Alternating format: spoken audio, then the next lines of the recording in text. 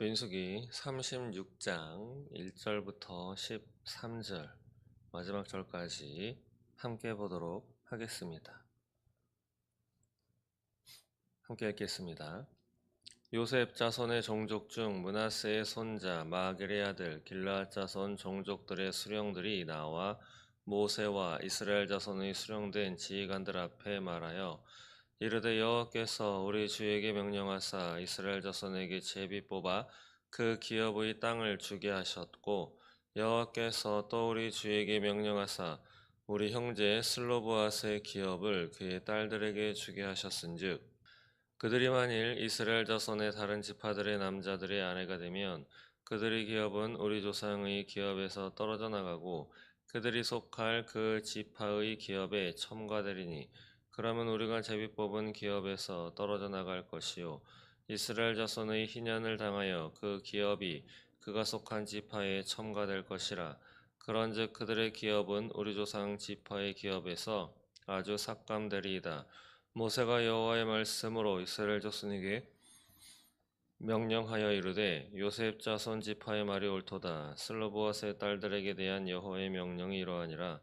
이르시되 슬로보앗의 딸들은 마음대로 시집가려니와 오직 그 조상 지파의 종족에게로만 시집갈지니 그리하면 이스라엘 자손의 기업이 이 지파에서 저 지파로 옮기지 않고 이스라엘 자손이 다 각기 조상 지파의 기업을 지킬 것이니라 하셨나니 이스라엘 자손의 지파 중 그 기업을 이은 딸들은 모두 자기 조상 지파에 종족되는 사람의 아내가 될 것이라. 그리하면 이스라엘 자손이 각기 조상의 기업을 보존하게 되어 그 기업이 이 지파에서 저 지파로 옮기게 하지 아니하고 이스라엘 자손 지파가 각각 자기 기업을 지키리라. 슬로보앗의 딸들이 여호와께서 모세에게 명령하신 대로 행하니라. 슬로보앗의 딸 말라와 디르사와 호골라와 밀가와 노아가 다 그들의 숙부의 아들들의 아내가 되니라. 그들이 요셉의 아들 므낫세 자손의 종족 사람의 아내가 되었으므로 그들의 종족 지파에 그들의 기업이 남아 있었더라. 이는 여리고 맞은편 요단가 모압 평지에서 여호와께서 모세를 통하여 이스라엘 자손에게 명령하신 계명과 규례니라. 아멘. 네, 민수기 사람들의 숫자를 센 기록이다. 이렇게도 해석할 수 있는 민수기 숫자와 관련되어 있는 이 책인 민수기 드디어 오늘 마지막 시간입니다.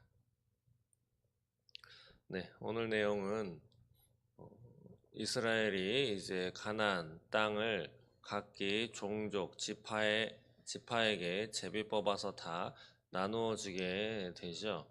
원래 땅을 상속받고 할 수 있는 사람은 여자가 아닌 남자에게만 해당되는 것입니다. 그래서 앞서서 살펴보았지만 슬로보앗의 딸들은 자신들의 가문에 남자가 없었기 때문에 그러면 우리는 어떻게 되는 것입니까? 라고 이렇게 모세에게 요청을 하죠. 그때에 모세가 하나님 앞에 기도하면서 물어보죠. 그래서 하나님께서 처방, 방법을 내려주시는데 아들이 한 명도 없는 그 집안에게는 딸들에게 그 기업을 물려주도록 이렇게 규례를 다시 세워주셨습니다. 그래서 삶의 터전, 먹고 살 수 있는, 생활을 할 수 있는 그 기업을 이어갈 수 있도록, 물려받을 수 있도록 이렇게 규례를 만들어 주셨죠. 근데 이제 오늘의 질문은 또 이것입니다. 므낫세의 종족들의 이제 수령들이 모세에게 나와서 이제 질문을 던지는 거죠. 슬로보아스의 딸들에게 기업을 주었는데 말하자면 이 여인들은 이제 정혼할 때가 되면은 이제 시집을 가게 됩니다. 그래 시집을 가게 되면 이 땅은 시집간 그 남편의 이름으로 귀속이 되게 되는데 그 남편이 보통 다른 종족에게로 시집을 가게 되는 거죠. 이 딸들은. 그렇다면 이들의 기업은 본래 므낫세 종족 안에 속했던 이 기업인데 이 땅을 분배할 때 종족별로, 지파별로 이렇게 나누어서 주었죠. 12지파에게 너는 이쪽 땅, 너는 저쪽 땅. 그런데 거기에서 또 이제 각 가문별로 이렇게 나누어지게 되는 것인데 이 딸들이 소유한 이 기업, 땅은 이 딸이 다른 지파 사람하고 결혼을 하게 되면 그 지파 남자에게 귀속이 되게 되는 것이죠. 만일 그렇게 됐을 때 이 본래 속하였었던 오늘 이제 므낫세의 이 지파의 한 사람이 이 슬로보아스의 딸이 시집을 가면서 옮겨갔던 그 땅을 다시 값을 주고 샀다 하더라도 오늘 4절에 나온 것처럼 희년이라고 하는 제도가 이스라엘 땅에는 있었습니다. 희년은 무엇인가? 바로 안식년, 7년마다 안식년이 있죠. 이 안식년이 7번 지나면 7, 7에 49. 그래서 그 다음 해 50년째 되는 해를 안식년, 희년이라고 하는데 바로 그 해의 7월 10날, 7월 10날 대속죄일에 희년이 선포되면서 그때는 어떤 일이 일어나는가? 종으로 팔려갔던 사람들은 모두가 다 해방이 됩니다. 그리고 거래되었던 땅은 원래 본래의 주인에게 다시 다 돌아가게 되는 이러한 날이 바로 희년이죠.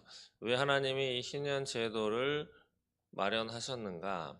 그것은 자유를 주기 위해서. 그리고 살다 보면 힘들어지고 다들 이제 능력도 또 상황도 다르기 때문에 없다면 먹을 것을 위해서 땅을 이제 조금씩 조금씩 또 팔고 넘기게 되는 그리고 살다 보면 또 사고가 나기 마련이고 그 사고를 무마하기 위해서 손해배상조로 땅을 또 떼어주기도 하고 그러겠죠.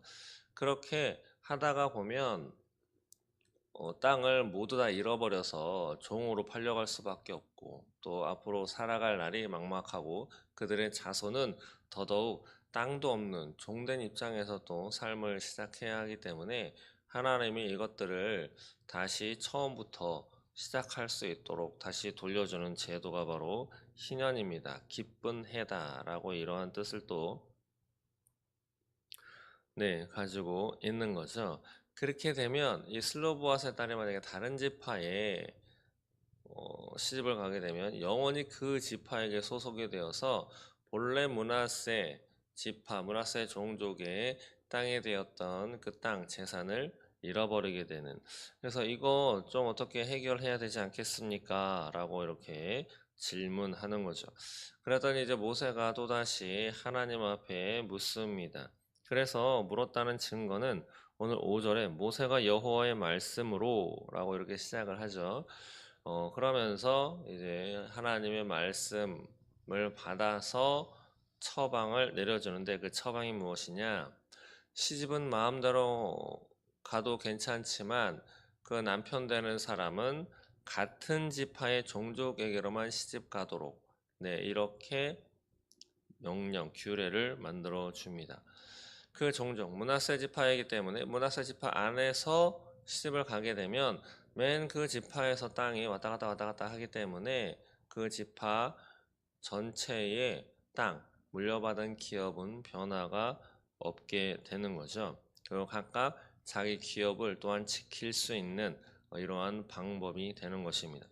하나님이 마련해 주신 이 방법대로 슬로보아스의 딸들은 그대로 행했다. 10절에 나옵니다.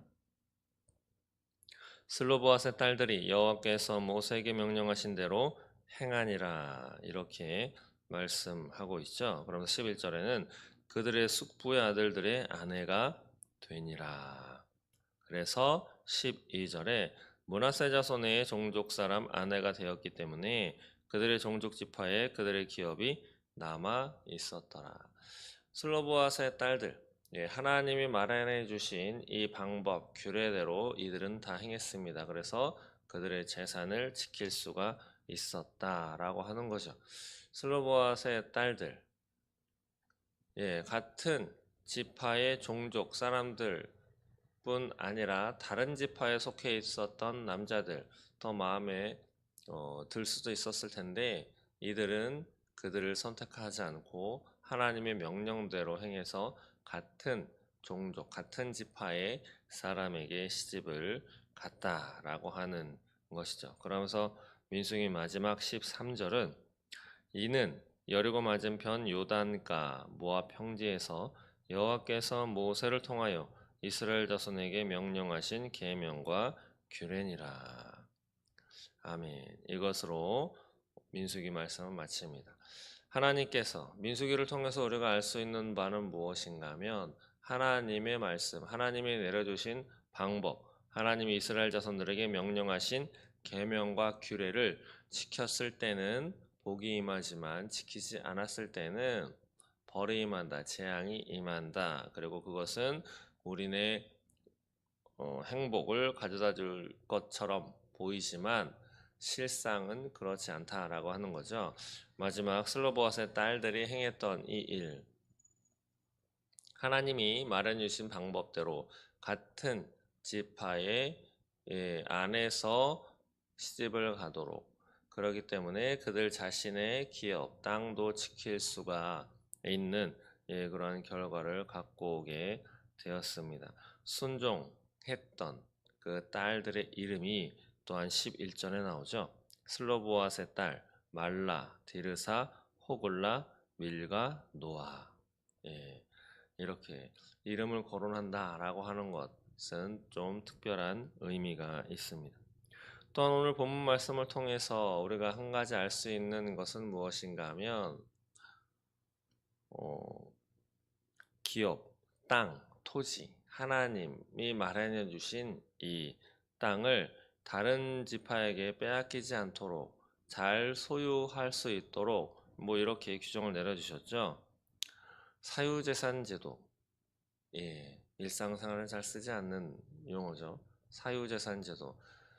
우리는 물건, 어떤 부동산, 무엇을 내 것으로, 내 소유로 가질 수 있게 하는 제도가 바로 사유재산 제도죠. 내 것. 사람은 어쩔 수 없습니다. 같은 물건이라도 내 것이냐, 그렇지 않느냐는 완전히 다른 것이죠. 같은 물건이지만 내 것이 아니라고 하면 좀 함부로 다루는 것이 사람의 속성입니다. 조금 더 귀하게 다루는 건 특이한 사람이죠. 그렇게 해야 되지만 그런 사람들이 많지 않기 때문에 특이한 사람인 것입니다.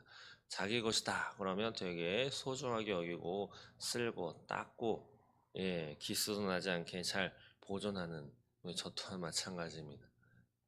이렇게 사유재산 제도는 어디로부터 흘러나왔는가? 바로 하나님으로부터 나온 제도가 바로 사유재산 제도다라는 것이죠. 오늘 땅 얘기가 나왔으니 지금 우리나라의 많은 부동산, 아파트를 비롯해서 많은 건물, 저 중국 사람들이 어마어마하게 사들이고 있습니다. 꽤 오래된 이야기죠. 제주도 땅에 많은 땅이 중국인들에게 넘어갔다. 거의 3분의 1 이상이 넘어갔다라고 들은 지가 꽤 오래전 일입니다. 얼마 전에는 용산 앞에도 중국인들이 땅을 샀다. 이런 이야기 기사에 났죠. 점점 어느 땅 또 한 사람인 중국인만 땅을 사거나 그 아파트나 이런 걸 사는 게 아니라 다 모여가지고 여러 사람이 조합처럼 이루어가지고 때를 지어서 사서 거주하고 있고, 또 집주인이 되어가지고 전세, 임대를 놨을 때, 그 전세금도 잘 돌려주지 않고 그냥 중국으로 돌아가는 경우가 많이 있다라고 하는 것이 뉴스에 신문을 통해서 많이 보도가 되고 있습니다. 이렇게 우리나라의 땅, 우리나라의 모든 기업 건물, 부동산 이러한 것들이 중국, 외국의 손에 많이 넘어가고 있는 것인데 우리가 좀 잘 지켜야 할 것입니다. 오늘 본문 말씀 민수기 말씀을 마무리하면서 사유재산 제도, 하나님의 말씀으로부터 비롯되었고 하나님의 말씀이 그 근간이다라고 하는 것, 그리고 또 한 가지 하나님께서 명령하신 계명과 규례, 이것을 지키느냐, 이것에 순종하느냐, 하나님의 말씀에 순종하느냐, 그렇지 않느냐가 우리네 인생의 삶의 성공이냐, 또 그렇지 않느냐가 달려 있다라고 하는, 슬로보아스의 딸들은 순종했기 때문에 결국 자신들의 땅, 자신들의 기업을 지킬 수가 있었다라고 하는 그 구체적인 예시를 통해서 오늘 우리는 알 수 있습니다. 땅은 하나님께 속한 것이죠. 그리고 또 그 땅에는 나만 거주하는 것이 아니고 그 땅에 하나님도 함께 임하신다라고 하는 그런 사실도 우리는 알 수 있습니다. 하나님의 말씀, 잘 받고 또 그 말씀에 순종함으로 하나님께서 주시고자 하는 그 복을 누리시면서 또 하나님과 함께 동행하는 저와 여러분 되시기를 소망합니다. 기도하겠습니다. 하나님 감사합니다. 민수기 말씀을 통해서 우리에게 하시고자 하는 중심적인 내용이 무엇인가 잊지 않게 하여 주시옵소서. 하나님께서 내려주신 그 말씀, 명령과 규례에 순종했던 슬로브와 여인들은 자신들의 종족들의 땅을 지킬 수 있었습니다. 땅을 지킨다고 하는 의미, 그냥 땅이 자신들의 것이다 라고 하는 것을 벗어나 더 큰 의미로 그 땅을 통해서 자신들의 자식들, 자녀들, 자손들의 삶이 보장되고 자손들이 살아갈 그 터전을 지킬 수 있었다라고 하는 결과를 얻었다라고 하는 것이죠. 하나님이 우리에게 허락하신 유업들이 얼마나 소중한지 기억하게 하시고 우리에게 주신 믿음의 유업 또한 전수하기 위해서 나의 권리와 나의 자유에 제한이 생길지라도 그것을 기꺼이 감수하면서 또한 믿음의 세대를 이어나갈 수 있도록 주님 붙들어 주시옵소서. 이 땅의 문제만이 아니라 이 땅에서의 믿음의 문제 또한 잘 간직하고 물려주어 하나님 앞에 늘 순종할 수 있도록 그리하여 하나님과 동행하는 나와 또 내 자손의 인생이 될 수 있도록 하나님 인도하여 주시옵소서. 감사합니다. 예수님의 이름으로 기도드립니다. 아멘.